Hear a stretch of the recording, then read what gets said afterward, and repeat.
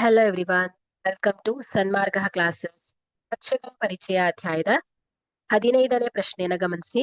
ಕೆಳಗಿನ ನಕ್ಷೆಯು ಒಂದು ವಾರದ ಅವಧಿಯಲ್ಲಿ ಪ್ರತಿದಿನದ ಮುನ್ಸೂಚಿತ ತಾಪ ಮತ್ತು ನೈಜ ತಾಪಗಳ ವಿವರವನ್ನ ತೋರಿಸುತ್ತಿದೆ. ನಕ್ಷೆಯನ್ನು ಗಮನಿಸಿ ಮತ್ತು ಕೆಳಗಿನ ಪ್ರಶ್ನೆಗಳಿಗೆ ಉತ್ತರಿಸಿ. ಪ್ರಶ್ನೆ ಆ, ವಾರದ ಅವಧಿಯಲ್ಲಿ ಅತ್ಯಧಿಕ ಸೂಚಿತ ತಾಪವೆಷ್ಟು? ಸೊ ಇಲ್ಲಿ ನೋಡಿ, ಈ ಒಂದು ಗ್ರಾಫ್ ಅನ್ನ ಗಮನಿಸಿದ್ರೆ ಈ ಪಾಯಿಂಟ್ ಅತ್ಯಂತ ಹೆಚ್ಚು ತಾಪಮಾನವನ್ನು ಹೊಂದಿರುವಂತದ್ದು. ಏನಾಗುತ್ತೆ ಹೇಳಿ, 35 ಡಿಗ್ರಿ ಸೆಲ್ಸಿಯಸ್. 35 ಸೆಲ್ಸಿಯಸ್ ಯಾವಾಗ? ಸಂಡೇ ಅಲ್ವಾ? 35 ಡಿಗ್ರಿ ಸೆಲ್ಸಿಯಸ್ ಏನಾಗಿದೆ? ವಾರದ ಅವಧಿಯ ಅತ್ಯಧಿಕ ಮುನ್ಸೂಚಿತ ತಾಪ ಎಷ್ಟಾಗುತ್ತೆ ಹೇಳಿ? 35 ಡಿಗ್ರಿ ಸೆಲ್ಸಿಯಸ್ ಆಗಿದೆ. Thank you.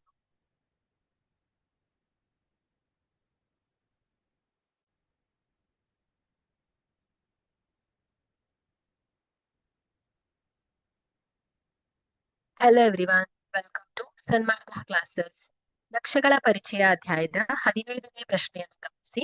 ಕೆಳಗಿನ ನಕ್ಷೆಯು ಒಂದು ವಾರದ ಅವಧಿಯಲ್ಲಿ ಪ್ರತಿದಿನದ ಮುನ್ಸೂಚಿತ ತಾಪ ಮತ್ತು ನೈಜ ತಾಪಗಳ ವಿವರವನ್ನ ತೋರಿಸುತ್ತಿದೆ. ನಕ್ಷೆಯನ್ನ ಗಮನಿಸಿ ಮತ್ತು ಕೆಳಗಿನ ಪ್ರಶ್ನೆಗಳಿಗೆ ಉತ್ತರಿಸಿ. ವಾರದ ಅವಧಿಯಲ್ಲಿ ಅತಿ ಕಡಿಮೆ ನೈಜ ತಾಪವೆಷ್ಟು? ಆಯ್ಕೆಯನ್ನ ಇಲ್ಲಿ ಕೊಟ್ಟಿರುವಂತಹ ಚಿತ್ರವನ್ನ ಗಮನಿಸಿ. ಇಲ್ಲಿ ನಕ್ಷೆಯನ್ನ ಗಮನಿಸಿದ್ರೆ ಇಲ್ಲಿ ಅತ್ಯಂತ ಕಡಿಮೆ ನೈಜ ತಾಪ ಅಲ್ವಾ? ಇಲ್ಲಿ ನೈಜ ತಾಪವನ್ನು ಪ್ರೆಸೆಂಟ್ ಮಾಡ್ತಾ ಇದೆ ರೆಡ್ ಲೈನ್.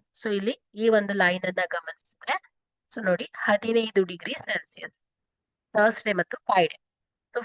15 ಡಿಗ್ರಿ ಸೆಲ್ಸಿಯಸ್ ಉಷ್ಣತೆ.